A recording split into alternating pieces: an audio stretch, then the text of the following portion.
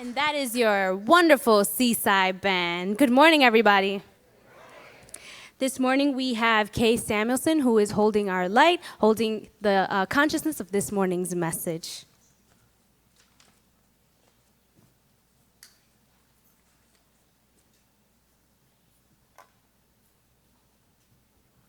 You'll notice that Kay is walking over towards the prayer center, and there is a box on top of the table. In that box, you may place your prayer. If you want more prayers on your career, on work, or family, and your love life, go ahead and place your prayer into the prayer box. And if things are going wonderful, things are just great and positive, and things are moving and shifting, go ahead and place your prayer, because you can never have enough prayers. So we have a lot of things happening here at Seaside. If I go too fast, because I just came back from New York City, I'm really trying to slow it down. Go ahead and check your Inside Seaside. Marv does a great job of updating it every single week, and that's in your program. So starting off, Seaside is seeking a Sunday usher, greeter, lead needed for first service. So go ahead and see Robert Furby or any of the leads or any of the greeters at the door, if that seems like something that you would like to do. Also, if you are ready to experience deep relaxation and profound wisdom, join us every Monday until the end of the summer, which will be August 12th, for deep sound meditation happening right here at 6:30 every Monday. It's a deep sound meditation, so bring a pillow, a yoga mat, so that you're comfortable during the time that you're here. For education, we have Ageless Wisdom Teachings is being taught by Ray Paulson on Saturday, August 3rd in the Rose Room. This class offers a synthesis of all spiritual traditions. This class includes an overview of the Ageless Wisdom Teachings and the laws of life through presentation, discussion, and meditation. See, to me, I feel like I'm talking very slow, but it might be quicker than I hear it in my brain. The Education Department is accepting applications to teach enrichment classes until July 28th. It was extended because originally it was until the 18th, so you have an extra week until the end of this week, I believe, to go ahead and place your application to teach in a class, and they are available in the family room for you to fill out. Also, we have the Metaphysical Hitchcock, which is Reverend Catherine Bonin is talking about the revelations of spiritual truth presented in Hitchcock movies. Tonight at 6 o'clock, from 6 to 9 p.m., the movie that is being watched is Stage Fright. And the spiritual truth discussed will be unconditional and other forms of love. So there's always something happening here at Seaside. Check out your Inside Seaside for more information, for details. And with all that being said, we may now stand and greet our neighbors.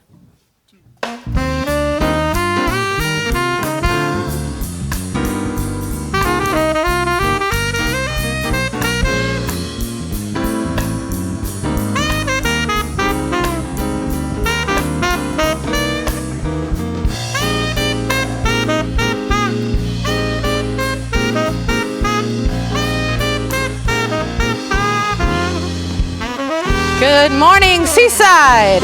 Please remain standing for the congregational song. We've done this one before. It's a little bit of a call and response. I'm going to say some words, and then I'm going to say, I choose joy. And then you say, I choose joy. Okay, you guys ready for this one? Here we go. Put your hands together. Come on. When the walls come tumbling down, I choose joy. When the world stops spinning around, I choose joy. When my heart won't seem to move, when my music's lost its groove, when I have too much to prove, I choose joy. When hate is all I see, I choose joy. When fear won't let me be, I choose joy. When betrayal and the lies hide a light from my eyes, I look up to the sky and I choose joy. All right, we're gonna say this. Ready? Joy, joy, joy, joy, joy. I choose joy. You say. Beautiful. Come on, Bob.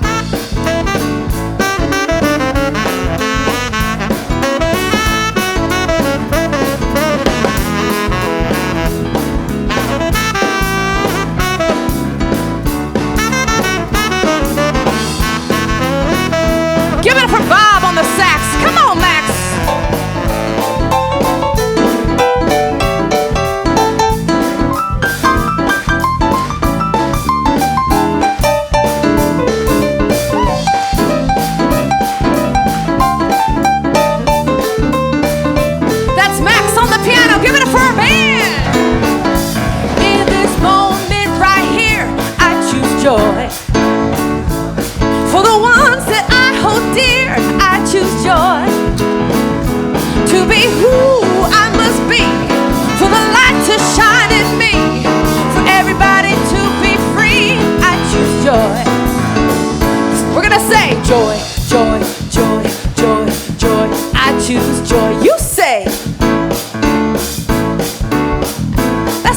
Let's do that one more time. Say joy, joy, joy, joy, joy. I choose joy. You say.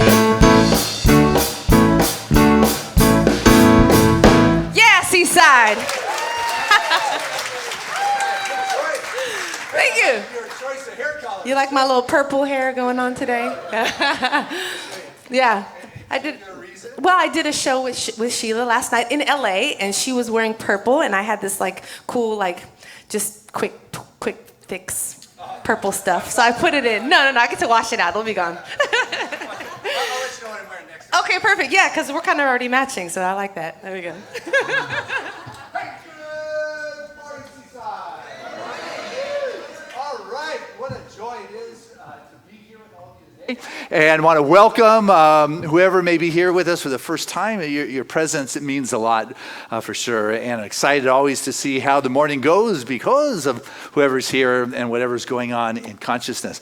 But one of the things that's happening is we just had a wonderful dedication between services of our community gardens. A wonderful charter member of Seaside recently made her transition and left a little bit of a bequest to Seaside, which now allowed us to start an endowment. But also, oh, Marv, that is quick. There we are. We were up in the community gardens that she started, Sandy Atkinson.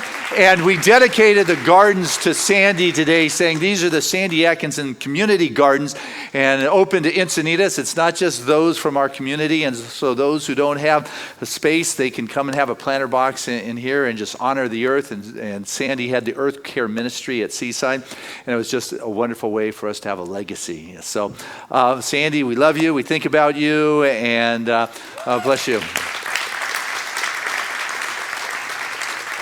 And so with that said, keeping things going on the sacred sense, we have a wonderful spiritual practitioner who will pray us to a deeper place. She was here for the meditation between services, heads up our educational department, puts together the fabulous curriculums as well as the catalog for the classes we offer.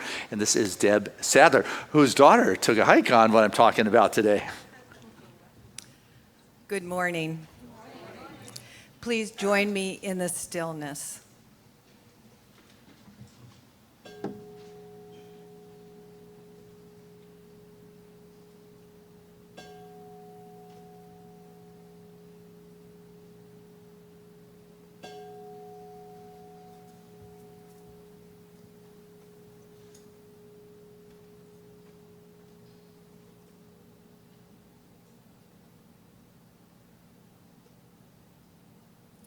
Just feeling the joy, the love, the ambience of Seaside. Knowing that there is just one creative source that lives, moves, and has its being in all that there is. There's one power, one presence, one mind. And there is a universal intelligence that is everywhere present. And it is a power and a presence for good. And this good is expressed as unconditional love, as compassion, as courage, as faith, and as hope. For there is just one life, and that life is God's life. And that life is perfect. And that life is my life now, as I'm an individualized expression of this divine intelligence. And as this is true for me, this is true for each one here, that each spirit is that perfect expression, individualized. Each one here is that light and love and joy and courage expressing. And so I claim for this time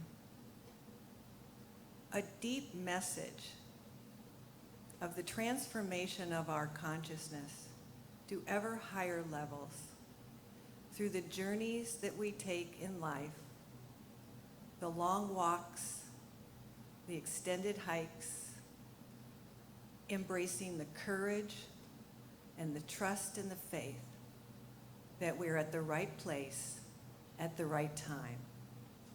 And so I know this is the truth for us right now.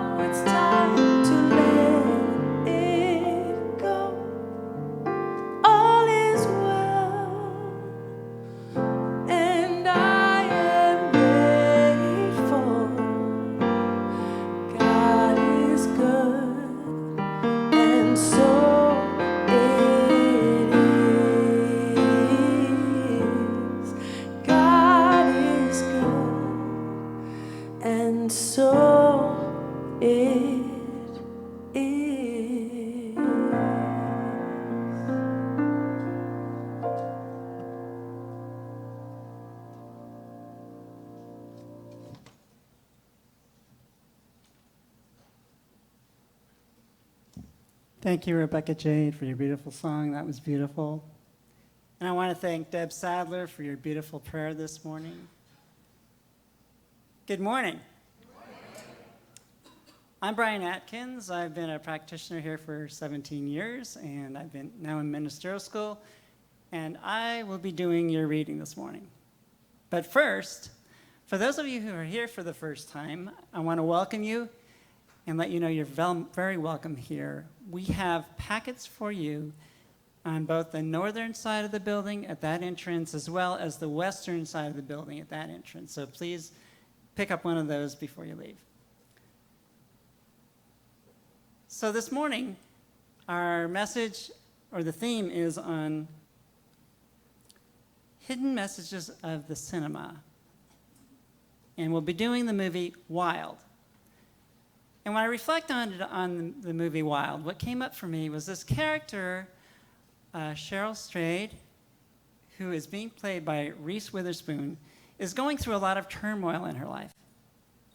And it appears to be something that looks like what is often known as the dark night of the soul. And I'm going to begin with a quote by Ram Dass, who's the author and writer, and he wrote many, many books. Journey of Awakening was one of the most popular ones.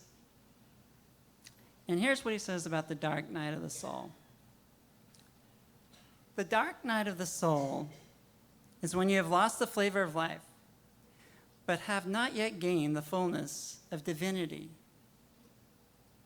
So it is that we must weather the dark time, the period of transformation, when what is familiar has been taken away and the new riches is not yet ours. Now, I imagine many of you, at some point in your life so far, have had what you might consider to be a dark night of the soul, and perhaps some of you may be even experiencing it right now. And it's a very challenging time. I know going through prac training, I had an opportunity to experience what I considered more of like the dark night of the soul, and I think I saw a lot of practitioners students going through this process and feeling the same way, because we're trying to shift our consciousness. We're trying to grow from this experience. And from that, a lot of stuff comes up. And in addition to that, what we discovered is that as we begin to set our intention on something, the universe conspires with us by sending us back these experiences that allow us to help us grow. And in many forms, they look like challenges. So I know, for instance, I went through a big breakup during my prac training. I lost a job. And I even broke my collarbone in 3 places doing something really stupid on the snowboard. The good thing about all this is that there are ways that we can expedite this process of going through the dark night of the soul. And what I'm about ready to read to you is from Oprah Winfrey's Super Sunday. It's back in October of 2016. There are times in every life when it feels like you've lost your way, and fear washes over you as you wait for answers that seemingly will never come. Some people call this experience the dark night of the soul. Dr. Michael Bernard Beckwith, the visionary founder of the Agape International Spiritual Center, defines the dark night of the soul as the crisis that occurs when a person has shed one identity but has yet to form a replacement. You're in the dark, he says. You know this is who you used to be, but you're not that anymore. But who you are becoming, you're not that either. So it's dark, and sometimes it's excruciating. Sometimes it's a lot of fear and a lot of disconnects.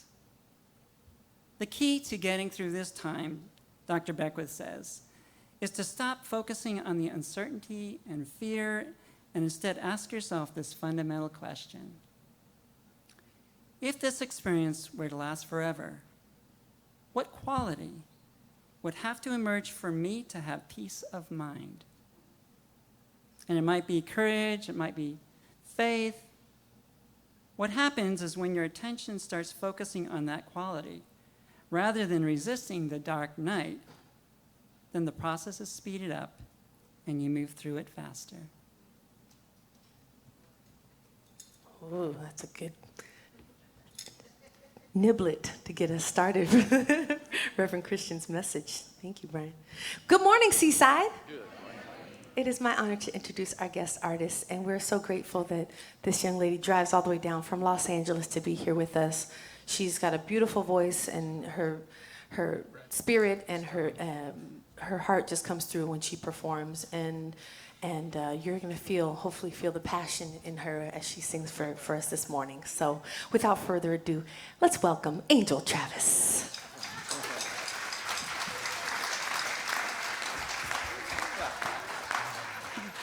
That was mini-me.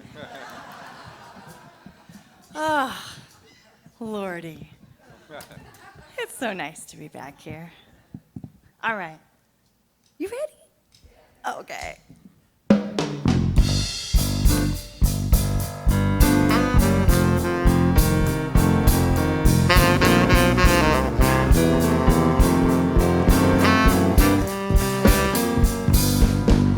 I'm gonna tell all of you a secret,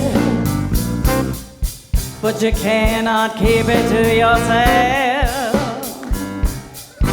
No, you can't. I'm gonna tell all you my secret now, but you can't keep it to yourself.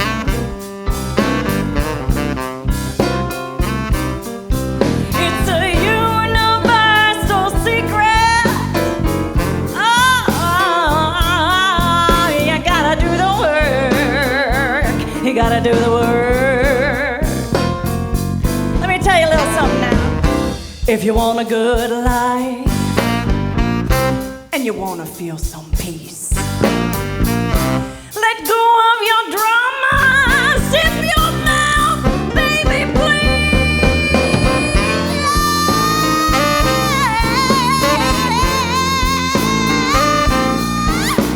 Life is good.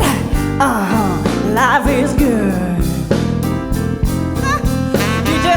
Go on and zip up that mouth, young.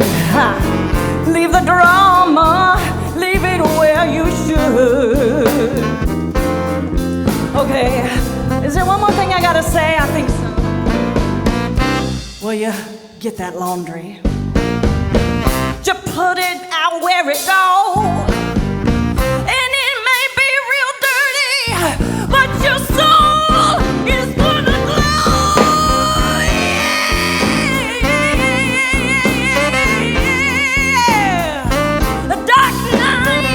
Of the soul.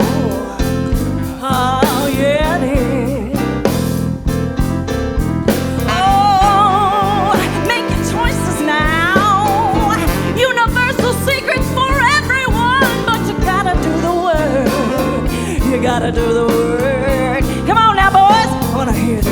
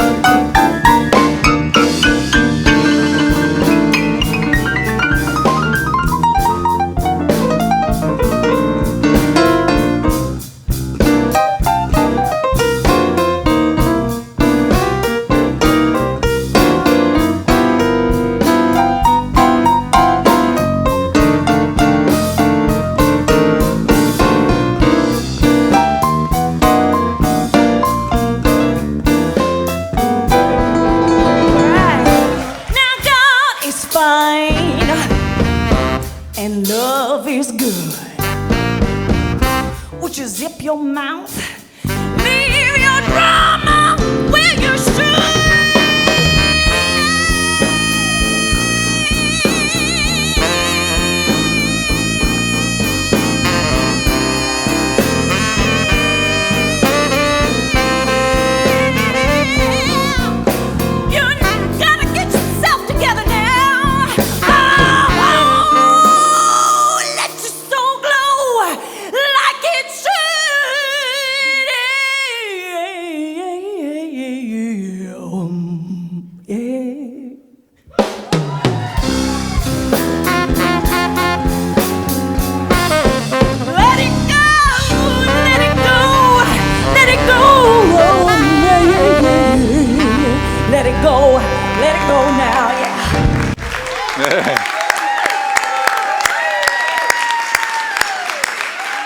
That is Angel Travis. Oh my goodness. That is the perfect song for today.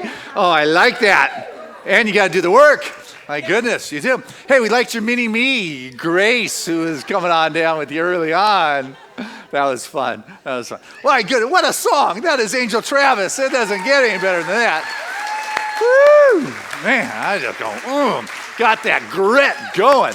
It is the perfect song for today. You got to do the work, leave your dirty lawn. It's, as you know, we've been looking at healing this year.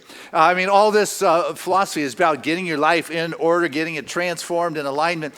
And we've been looking at the hidden messages of the cinema. And today it's the wild, or not the wild, it is wild. It came from Cheryl Strayed's Memoirs, and she got the name Strayed because she strayed from her relationship when she was getting divorced. What's your last name? Strayed. So, but her memoirs came out in 2012. It's called Wild, going from lost to found on the Pacific Crest Trail. And it shares the 1,100-mile journey that she made by herself on the Pacific Crest Trail. It took her 94 days to do this walk, this hike, alone by herself. That was out in the wild. And when the book came out in 2012, she sent a copy to Reese Witherspoon, who read this and said, I got to do it. It's like, this needs to get out there. And she decided, you know what? I don't want to go through the whole Hollywood developmental stage of years getting something ready for production. She decided, you know what? I'm going to produce this myself. And so she started her production company that year with this film with a friend, which eventually has turned her into a powerhouse in Hollywood when it comes to production. But it was this film that she did outside of the industry. She did it as an independent. She produced this film for $15 million, which in Hollywood standards is not very much. And it went on to be nominated for Best Picture, Best Actress. Reese Witherspoon as as well as Best Supporting Actress, Laura Dern as her mom in this movie. And they took it from concept to production in a year's time. And it went out and just touched the heart and soul of people, because you know what? It is that story that, hey, we've messed up. We have all got our demons. We have got something. And she uses the trail as a metaphor, going out on the trail, going out in our life. We are on this trail. We have got to deal with those issues that we have stirred up in our life. They don't go away without doing the work. And so she put that out there, and it came out like this is, one woman's journey, but it really turned out being, what this really is one individual's journey on their path in life. And it was not woman versus nature. It is about an individual, fighting or working with or finding themselves in nature. They found the wild in themselves. They found themselves in the wild, and it is coming to find their nature in nature. And this movie went on to be a big impact within our culture, because it touched home with individuals who have had difficulty in life, have done things that all of a sudden, in retrospect, there could be some guilt or shame that is going on in her life. And so what took place in Cheryl Strayed's world is that her mom, who she loved very much, died when her mom was only 45. And Cheryl Strayed, or Reese in the movie, just went on this tailspin. Self-sabotage, went into just demolishing anything that may had been working in her life.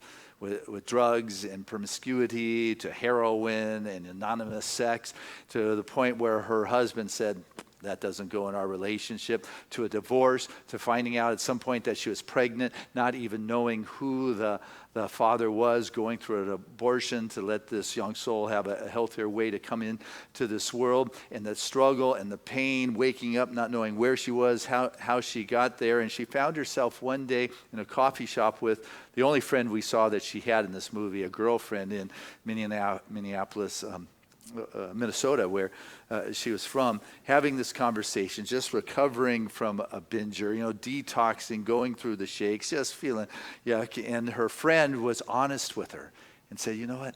You're an addict. She said, I'm not an addict. I'm an experimentalist. I'm just a girl who likes to say yes instead of no. And it's like, really, don't you think you may need to think about this a little bit more? And it was shortly after that she found her way out to California and decided she was going to hike the Pacific Crest Trail to see if she could find herself. She wasn't like any expert at hiking. She hit, probably REI on the way out and just loaded up on all of the latest goodies. And so I've got this scene for you. She's in at the foot of the trail, or the head of the trail in Mojave. She's going to hike from Mojave to Oregon to the Bridge of the Gods, 1,100 miles. She went out and bought all this new gear, and here's a scene of her putting it together for herself. She also said, most movies she talks and wears cute clothes. Here it's no makeup and says nothing.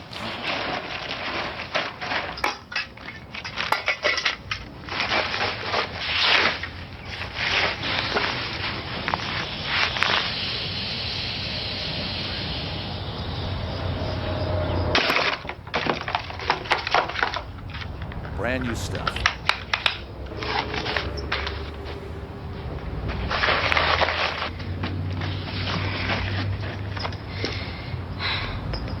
Shit.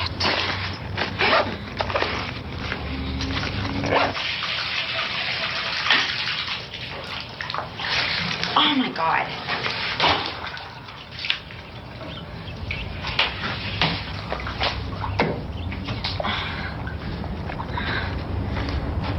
Any campers here?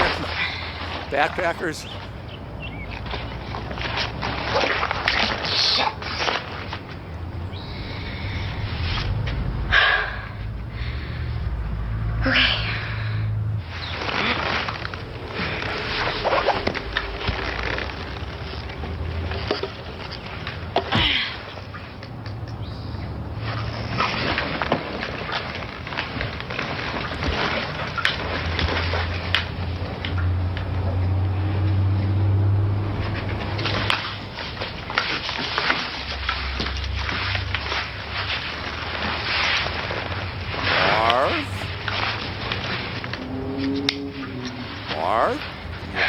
back it up.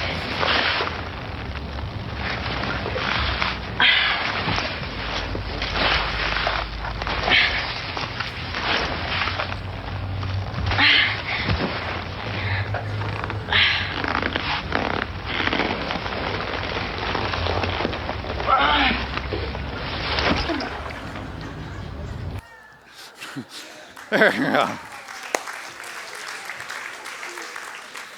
But you backpackers can relate to that. But imagine the metaphor we talk about so often of the stuff that we are packing through life that will just weigh us down, our belief systems and the way we think about ourselves or what we have done or what we would have done or should have done. And all these things that begin to be a load in our world that make it almost impossible to do this path that we find ourselves on. And it is just a reminder, you know what, we need to get rid of some of that stuff because some of it doesn't even work. Her first night out, she begins out on this path. Her first night out, she doesn't get very far. It's Mojave Desert in the summertime. She is sweating. She finally gets to sit down. She brings out her little camp stove because, she's got everything in her propane bottle, and she got the wrong bottle to go with the stove. And just can't cook. It's like, this does me no good. How much baggage are we carrying in life that doesn't support us? How much stuff do we have to look at and say, you know what, I don't need this anymore. I've got to be willing to let this go in my life. And, it gets tenuous out there. She's hiking her first few days out. She's going through food withdrawals as well as other things, I'm sure, but she's saying, her mantra is, I'm not missing food. I'm not missing food. I'm not missing food. I don't miss tacos. I don't miss chips. I don't miss guacamole. It's like we go through this, and what she comes to point out is, just about anything, you've got to be prepared to go do it. But hiking is one of those things. You can hit the store on the way to the trail. You can not have any practice going for you. You don't need a license. You don't need to be prepared. You don't need anything. You just got to go out there. And then as you get out there, you begin to realize, well, maybe I should have got a map, should have been prepared. Maybe I should have been hiking a little bit, getting some exercise. Maybe I should have figured out how important it is to let go of this. And after 5 days on the trail, she comes to her first break in the trail where you got a road into town or the head of the trail on the other side of the road.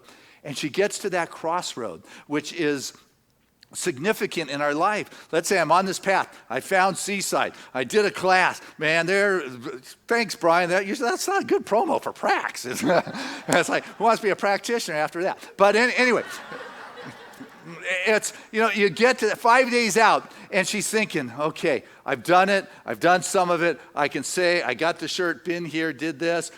Maybe it's just time to give it up. Because there are no tacos out here, and my mush is now cold mush instead of hot mush, and it's like we get hit with that challenge. I've been doing some of the work. I started. I found the right trailhead. I got the scrapes, but you know what? That's only the beginning. See, this dark night of the soul that people talk about, it's not like it's a 5-day journey and you're out. It's not as if the dark night of the soul you get through in a few weeks or even a few months or a semester. That dark night of the soul takes you down. It is deep. It is hard. It took her over 4 years to get to this point of the drugging and the sex and the divorces and the pain. And all of a sudden, she is on a journey here, a trip. A lot of people take trips, but not very many of us take it alone. And all of a sudden, the things are coming up for herself to look at. And Isaiah, in the 30th chapter, verse 10 of Isaiah, it says, in the quiet and in the confidence is your strength. But if you got so much stuff going on in your field of awareness, if you've got so much baggage that you're griping about with every step, there is no silence. There is no peace. There is no space for spirit to emerge with a new kind of revelation. But there was something in her soul that was calling her that was beyond all the pain that she was in. She heard this something inside of her, and it was saying, come on, get out there, get on that trail, begin to take a look at yourself. John Muir said, the mountains are calling. Gotta go, I just got to go. There's something that's calling me on the path and says, this bag is getting too heavy. My pain is too much. I have got to do something different. I just got to get my body to this trailhead, get that first step. That's it. You got to put one foot in front of the other on this thing called life. And what will happen is it will begin to introduce you to yourself. It will begin to mentor you. And what began to come up for Cheryl Strayed, as this movie was done in flashbacks. It was very interesting production. And you began to see how much she loved her mom. What was interesting is it actually was a love story, in a sense, between her and her mom. As a child, she had a very bad dad in sense of abuse and things were going on. And she was talking to her mom, how could you do that? And her mom said that, do I regret having married an abusive alcoholic? Mom said, no, not for one moment, because it gave me you and your brother. Every day there's a sunrise, she said, and a sunset, and you've got to put yourself there. You've got to place yourself in the pathway of beauty. You are the one who has got to do the work. Les Brown says we should all become more of an active force for good in our lives. We've got to become active. If all of a sudden we've been taking ourselves down and there's something that says, make it to the trees, go to the woods, go to the trail, get away from all the baggage that you're carrying. You've got to begin to do that. And one of the scenes in this movie was just powerful, at least for me and for the performer actors, is when they were in the car and you got young Reese Witherspoon, and she's at that age, she had just started college, and her mom too had begun college. Her mom, had tried to take care of her baby girl and baby boy as they were growing up, was unable to take care of herself, was in this abusive thing. It was the first time mom had gotten out. She was in college, Reese was in the same college, and when they passed each other in the hall, Reese was, that's not my mom, that's not my mom. And so there's this scene in this car where you got this young adult, late teen Reese, and sometimes there are these exchanges between the adolescent and the parent that are accidental in a sense. I mean, it is the natural stance of a young adult trying to separate themselves from a parent, but sometimes there are things that are said that and so in the car they're talking, and Reese or Cheryl says to her mom, Bobby, Mom, I am more sophisticated now than you'll ever be. It's like, whoa, that's like a zinger. I won't say we've all said something to our parents, but many of us have been parents and had that. We've been on both sides of that equation, some of us anyway. And and over the years, what happens is, you begin to say, I'm sorry, boy, that was sure a dumb thing I said, and I wish I could take it back. But what happened is her mom died of cancer. And Cheryl says that she never had the opportunity to tell her mom how sorry she was. And what she got to experience out there on the trail was having to forgive herself and tell her mom she was sorry and make amends to a person that wasn't around, and how long and how tough that was. But as she did that, she began to feel better. And what she came to realize on this trail is that her mom's spirit was with her. There was like this red fox that kind of showed up in this movie. When Cheryl got lost in the snow and it was camping and was by herself in the mountains in the snow, outside of her tent was this red fox keeping an eye on her. Another scene where she had came to the edge of a cliff and her toes were hurting, and she took her boot off and she was losing her toenails, and as she yanked one of her toenails off, she hit her boot and it tumbled down into the ravine, never to be seen again. And then she was so upset, she just screamed and threw her other boot over the side. And then she was left, having to walk the next 50 miles in sandals, right? It's like but the fox was there to watch that. One time the movie, when she was had run out of water, she was dehydrated. There was no water. She was just kind of delirious. And two outback bow hunting hunters with arrows came and starting making uncomfortable sexual innuendos and advances to the point where she had to get up and slip out in the middle of the night. She was running through the woods with that big backpack, and through that you saw the eyes of the red fox just keep. So her mom's spirit was with her, but what she came to realize, what we come to realize, and what Angel was seeing, is that we are the ones that have to do the work. We are the ones. Mom couldn't save her any longer. Money can't save you when you're in that dark night of the soul. When you're in that place of regret, there is no one or anything that's going to be able to do the work. You are the one. In my chapter, fourth chapter of Living from the Mountaintop, I talk about the dark night.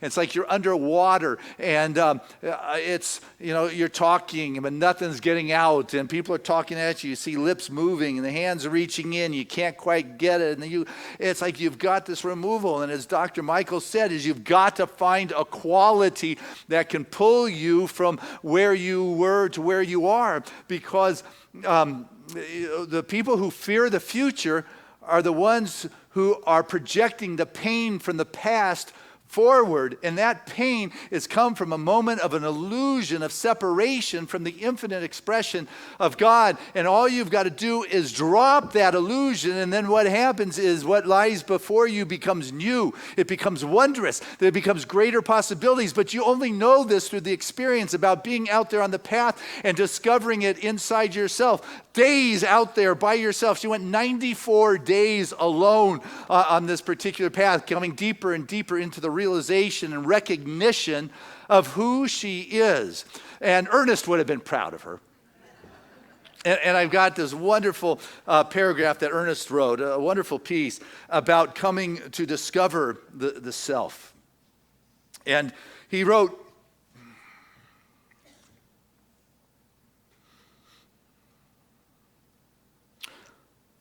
that we should never hesitate to say that we know the truth, because we do.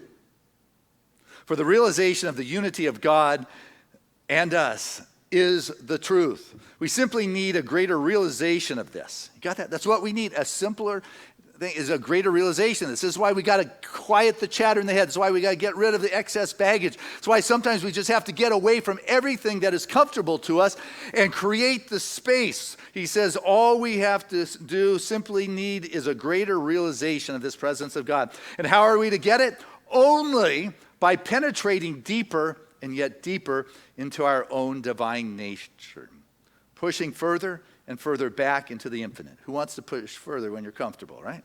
So where are we to do this? There's no place except within that we can do it. Who is to do it for us? No one.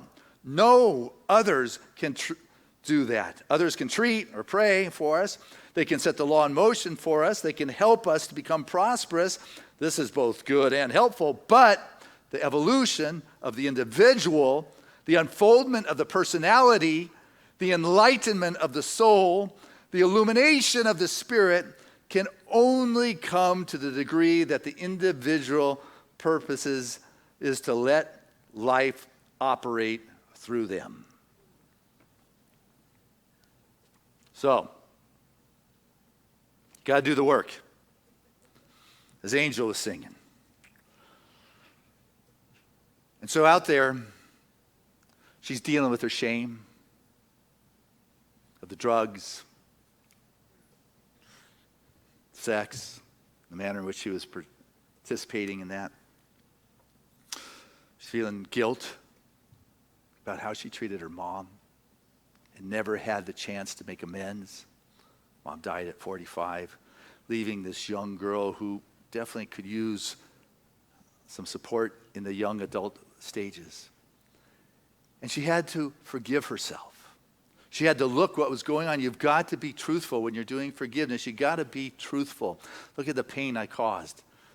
Look at the pain I feel. Look at the shame I have. Look at the guilt I have. And you know what? Anything can be forgiven. Anything can be forgiven. But we have to do the work. We have to be willing to go there. We have to come to recognize that, you know what? What's going on? Maybe I did some not good things, but I'm going to move forward. I have got to move forward. I can continue to carry that backpack forever that is overburdening and ridiculous with all the things it has. It has all the newfangled spiritual things to do in that. Or I can just go back to that thing, be with myself and forgive and say, God's here. It is be willing to look at some of those areas in your life. She said that doing this movie, looking back at this movie, there was the pain of mom, but pretty much other than that, everything in that movie was pretty funny at a distance. Losing your toenails, losing your boot, hungering for tacos, having this fear projected out there in the field. All those things at a distance were kind of comical. It's hard to feel it in the moment, but when you get some distance from what is going on, you begin to recognize that, in the moment, I've got to be willing to do the hard work. That is the key to healing here is, it's hard when you're in that moment. Oh, it's easy to sit at home and think about doing hard work and not getting up because I'm nice and safe here. But what she came to discover by walking this trail alone is that she grew to become more comfortable in her discomfort. Got that? She became more comfortable in being uncomfortable. Artists, athletes, they don't know how it's going to come out, how it's going to be received. They don't know if it's going to come out well. Sunday mornings, I walk out here, I really don't have a clue if this is going to go well. I'm praying, guys. I can assure you, and it's a one and done kind of deal. It's no good to take somewhere else next week. You guys get it, and that's it. But I've become comfortable in this uncomfort or this not knowing, but you begin to develop a trust that on this trail in life, in this thing called life, you're taken care of. Things somehow tend to work out. If I don't take it too seriously and know I'll be laughing about this experience later, then I can begin to do the hard work that needs to be done. And that is what she did. 94 days out there in the wilderness by herself. She processed. She said her mind ran continuously. That she looked at every aspect of herself because there was nothing else to do in the wild but be with her own wild nature. She looked at everything she wanted to look at, and she had to look at everything she didn't want to look at. It was just what was coming up. And it was only as she was willing to be with her grief, her sadness, her loss of mom, her mistakes, that she began to realize that it is her grief that has brought her to where she is now. It is the grief that brought her into the wild, into the woods. It is her grief that is going to take her out. But everything that has taken place in her life has led her to where she is now, which is a place of choice and a place of doing something different in life. And she began to feel gratitude for this and gratitude for that. And the sense of gratitude filled her soul and her spirit as she continued to move forward in life and recognizing that it was just about putting one foot in front of the other. It was about putting one foot in front of the other, being honest with what went on, making the amends, doing the forgiveness, letting the shame and the guilt go, and the healing was taking place within inside of her being. She did not know what waited for her at the end of the trail or even where was the end of the trail, but she knew she would know when she got there what it was that was. But what was imperative is that she did her work as she was there and as she was in it. And so I want to share with you her closing statement to the movie. And What if all those things I did were the things that got me here? What if I was never redeemed? What if I already was?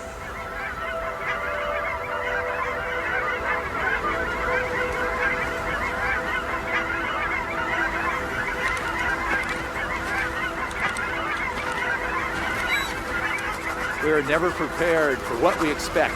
James Mitchum and Cheryl. It took me years to be the woman my mother raised. It took me 4 years, 7 months, and 3 days to do it. Without her. After I lost myself in the wilderness of my grief, I found my own way out of the woods.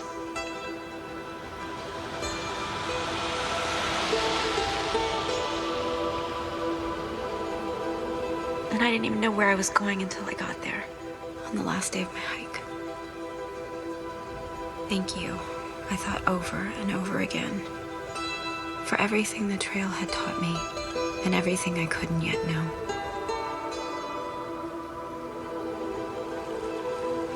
How in 4 years I'd cross this very bridge and marry a man in a spot almost visible from where I was standing.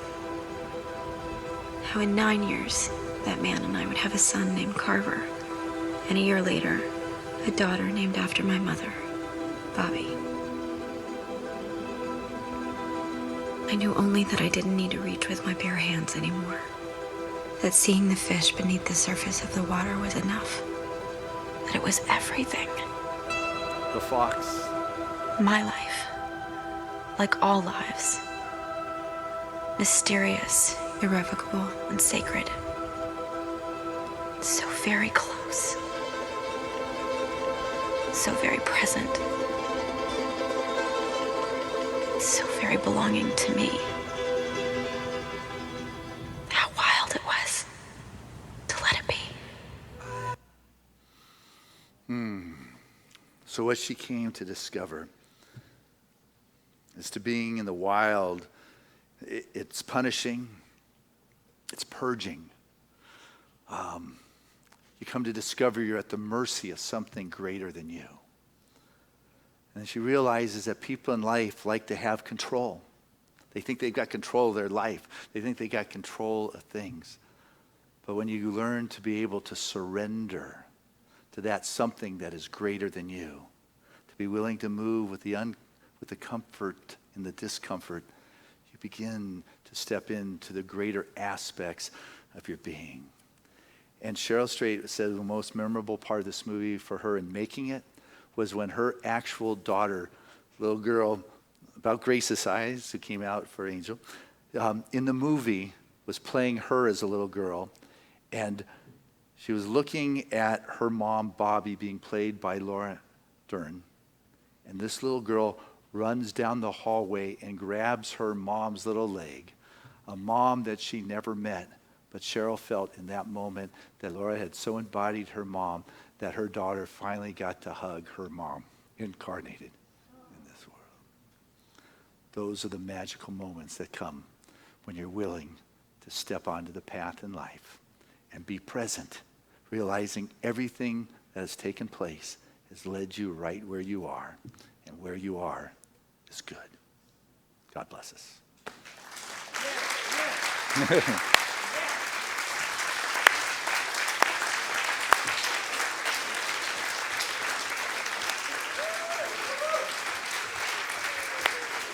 Hey, let's keep it going for Angel, who has another one for us.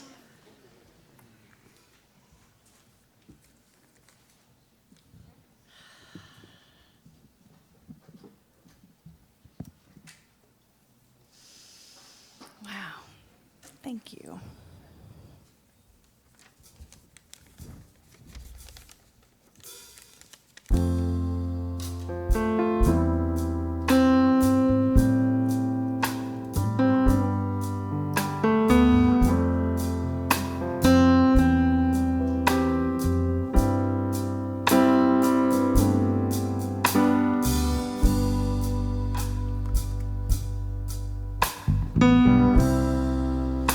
I can feel my change, even through armor of flame. I can still feel you in the dark. 'Cause you're my life,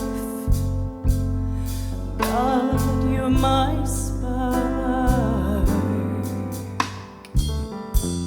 You forge me in the fire. You make me brave. You make me strong.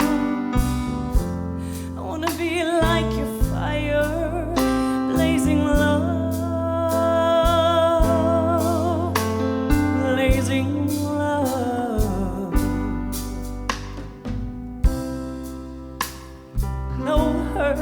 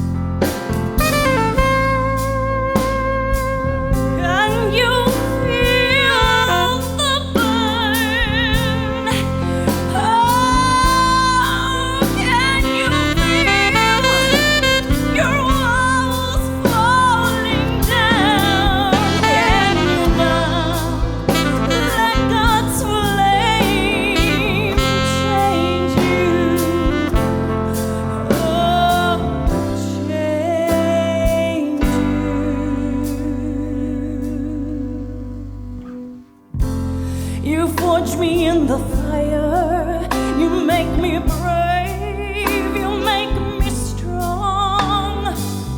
I wanna be your fire, I wanna be the love. I wanna be your fire, your honor has made me strong. Won't you break me through? Won't you break me through on the other side? Break me through, please God, break me through. I wanna be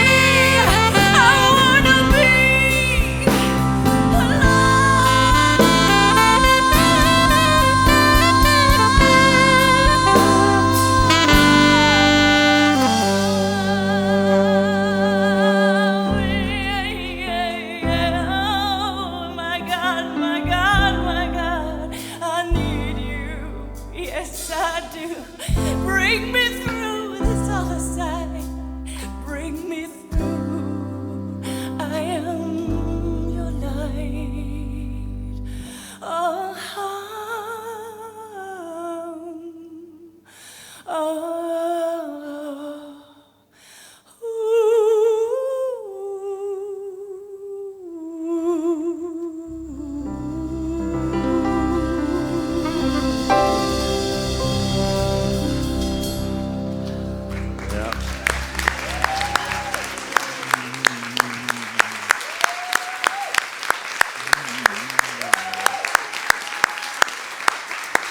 That is Angel Travis, willing to go there for us. Thank you. It's brought you through wonderfully. I love you too. Thank you. Thank you. What songs you picked today? It's like you've been there. Well, this is the time of our service where we have the opportunity to unite together in the givingness and our support of a Spirit expressing as this community. You know, we present these universal spiritual principles that we're supposed to share. And it's only possible because of moments like this where we say, yes, my heart has been touched. I have been reminded of something that is profound.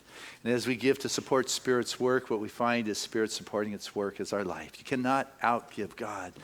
But it continually reminds us, no matter where we are, whether it's in the wild of the wilderness or in the wild of our own personal nature, Spirit is always there, that infinite, and it's going within.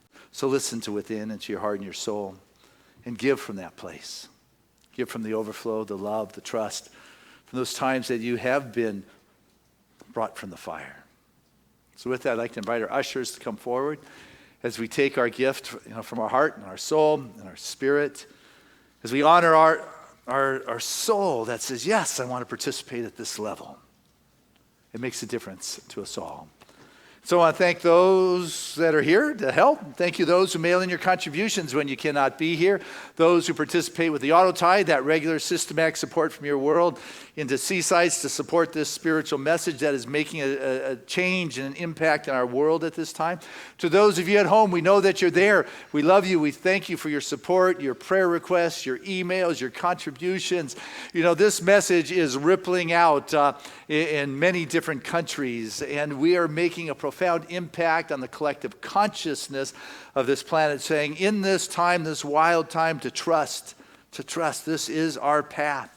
I'm going to trust Spirit and be comfortable no matter what. So with that, I share this prayer of gratitude with the most generous of spiritual communities, knowing that this is a blessed moment where the divine unfolds its expression as our very life. We become that vortex, that nozzle, that conduit, that avenue through which that infinite passes into form in our world. And so as we shift our consciousness from that sense of a separation to one of knowing that what lies before us is new, is God, is wondrous, it is unfolding with an ease and a grace, and that we are able to do that work that needs to be done, that we're being called to do, and that we are coming forth from that fire. We're ablaze in the glory of God's love, and we're acting like that. We're being that. We're sharing that. We're without strings, without expectations, whether anybody's looking or not. I am on this path in this moment, myself and my soul, and I am in integrity with that wonderful expression saying, thank you, God, for whatever is going on. And so with this, I share this gift to support Spirit's work, finding a richness within my heart and soul, feeling blessed for being in a place where I can do this. And in this expression, I am touching the lives of more than I'll ever know.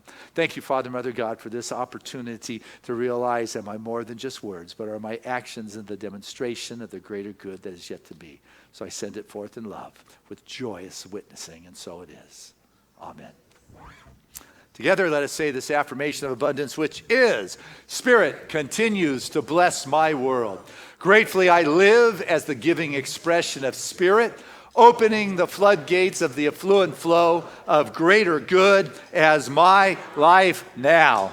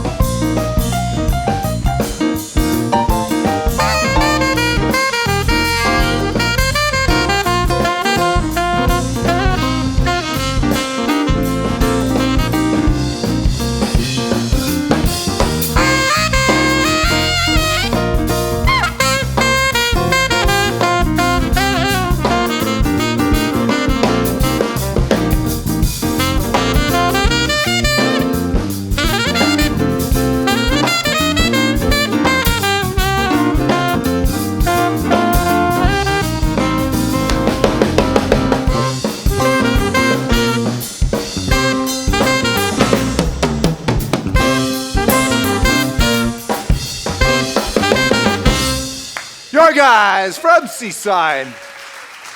You know, guys, you are so good. I'm just listening to you with the songs of the angels or on your own. It's just fabulous the way you just enhance it all. We just love you. We're so blessed. The guys from Seaside.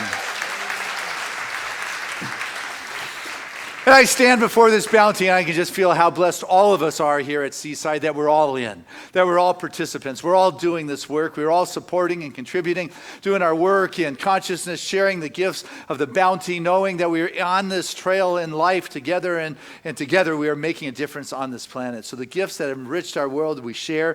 It blesses and enriches Seaside, that continues to keep the doors open and to share the light and the words and the ideas. And truly we take this gift that's been given in love, it is received in love, it is handled in good stewardship, and it's put forth back into action, bringing the blessings and the gifts as from which it was sent to continue out into others' lives. So I say thank you, Father, Mother, God, for this opportunity to actually experience being a demonstrator and participator and expresser of God's abundant made manifest. So we send this blessing into the world with love and joy. And so it is. Amen. All right. And this is Josh Franklin. He is your board vice president here at Seaside. Just thank you for all your support. We love you. Angel, we love you. She's got a little one. Angel and her little mini me, Grace. There you go, hanging out there.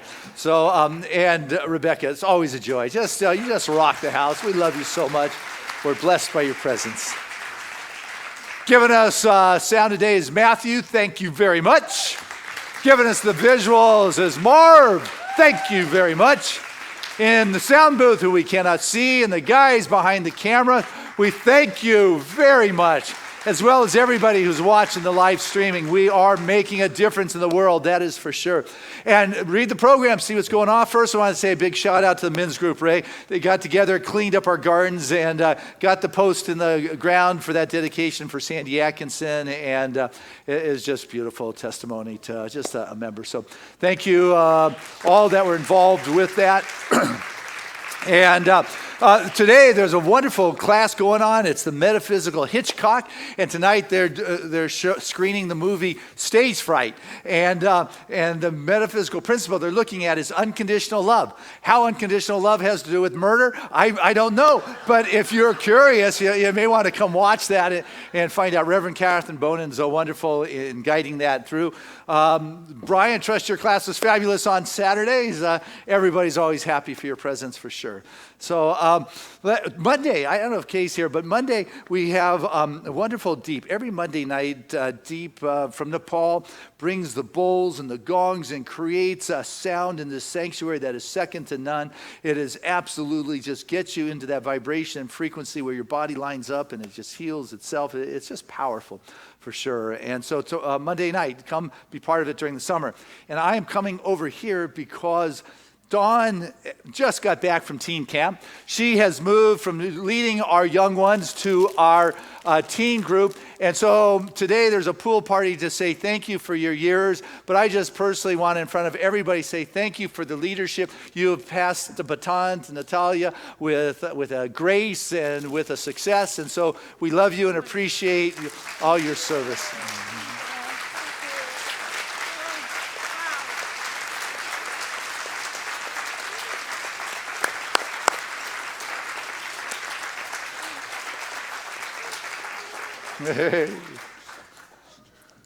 So Dawn set up a party at Callie's and my place as she's leaving. And so I guess anybody coming over to my house afterwards? You are. That's good. I guess the requirement is you got to have a child to get in the door. So the youth are having a pool party at Callie's and my place. So all those youths, come on by. You can bring your parents with you. So anybody want to share anything? Yes. One. Today in Sunday school, we tried like different fruits that we might never tried before. Uh-huh. So did you try any beetles or anything? No. No. Those are not fruit. Oh, fruit. I thought you said food. Well, that's perfect because we were talking about being out in the wild. So the actress, she was eating wild berries and things. So that's good. All right. You wanted to say something? Yeah. He said, here's Spider Kid. That's a good thing, right? Well, I think yesterday I got bitten by the radioactive spider. Oh, Black Widow spider. I'll heal it. That's my job. Better, whole, perfect, complete now. And so it is. No, it's actually radioactive. Oh, it's a radioactive one. Okay, that's it. Anybody else want to share anything? Okay, we'll see you at my house in about a half hour as soon as I'm done talking. So I'll stop. I'll pray us out, though, because really prayer is what it's about. But first, let's say together our kids' affirmation, which is, we see you, we love you, and we support you in your magnificence. So let's pray. I'll invite any of our religious science practitioners to stand as we can just feel that upliftment of the divine, that energy, that life force. That's something we can discover within ourselves when we quiet, when we calm down. Or as Isaiah said, in the silence and the confidence is the strength. And as in this strength, I'm able to be on this path without knowing whether it's going to go well, but trust and know that it's perfect. For there is a divine grace that is ever available. And I know right now that each and every one of us opens up to that greater expression of life and can feel the perfect touch of the divine in this moment that brings all good into experience. And so if there's anyone here today that is experiencing anything less than the ease and the grace, whether there's a challenge or a struggle or a constriction or whatever it might be, it's the experience, but it's not the spiritual truth. And so we step into our true nature, the wild aspect of the divine, that purges out anything unlike itself. It neutralizes, it eliminates. And what remains is the ability to take that next step and to surrender to that something that is greater, that makes the crooked way straight, that keeps us in its purview of expression, and we walk finding the crooked ways straightened out, the challenges eased, the health returned, the vitality replenished, a clarity through the murkiness, and inner strength where there was question.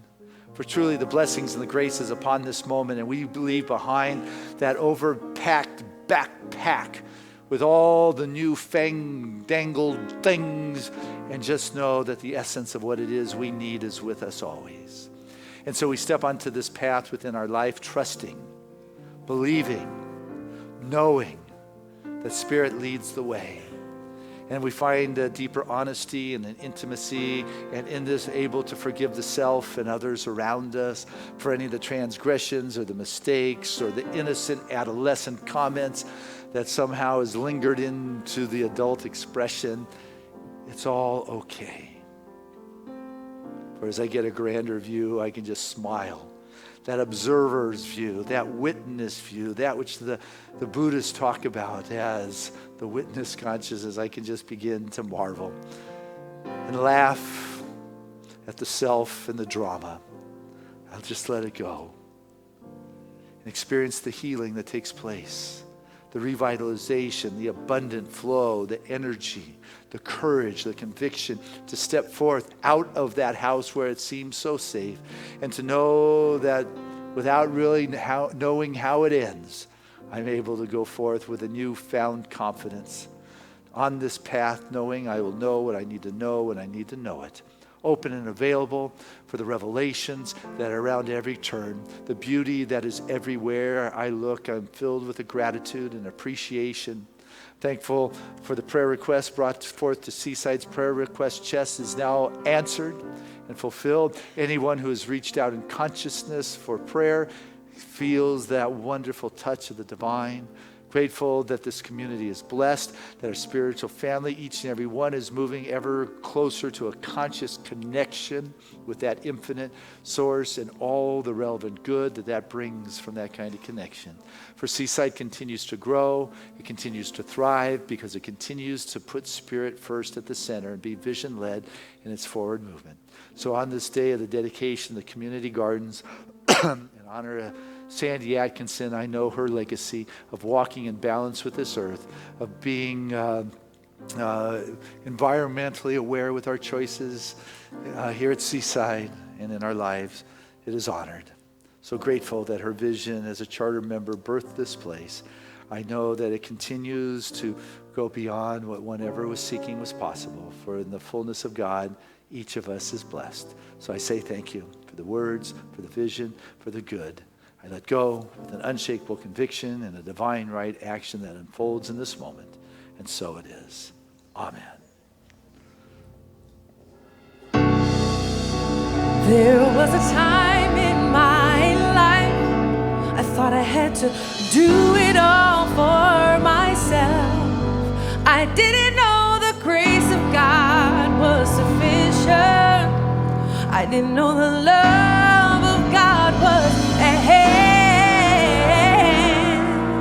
But now I can say, if you are discouraged, struggling just to make it through another day, you've got to let it go. And this is what you have to say. Come on, Seaside. I release and I let go. I let the Spirit run my life, and my heart is open wide. Yes, I'm only here for God. Said no more struggle, no more strife. With my faith I see the light. Am free in the Spirit. Yes, I'm only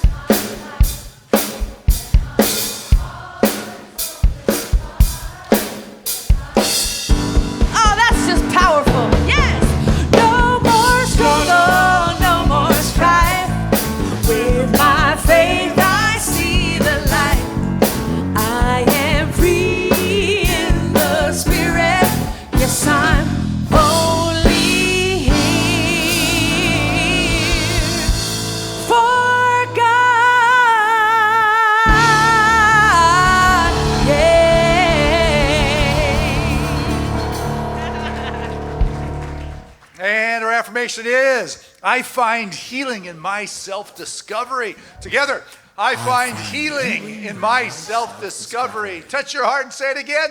I feel healing in my self-discovery. One more time like it's your truth. Come on. I find healing in my self-discovery. And our song of grace.